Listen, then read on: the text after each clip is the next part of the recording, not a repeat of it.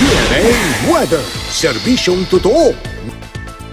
Yes, Mike, bagamat nabaha dito sa bahaging ito ng Barangay Malinta, ay tuwang-tuwa naman itong mga kababayan natin dahil sa mga nahuli na lang isda dito sa mga palayang nabaha.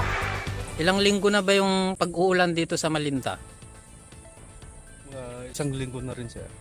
Isang linggo nang umuulan. Oo. Kaya sinamantala nyo na ang paghuli ng mga isda dito sa mga ilog.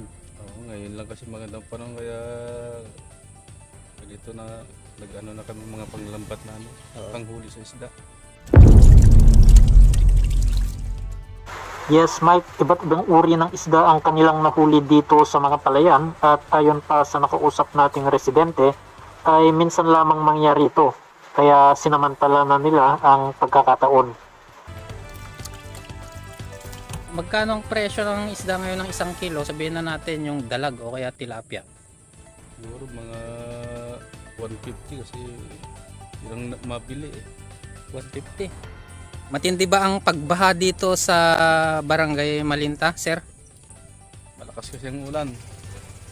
So ano na kami ng mga pangkalap namin. Ano ba yung mga nahuhuli nyo? Pasyan, tilapia, sila.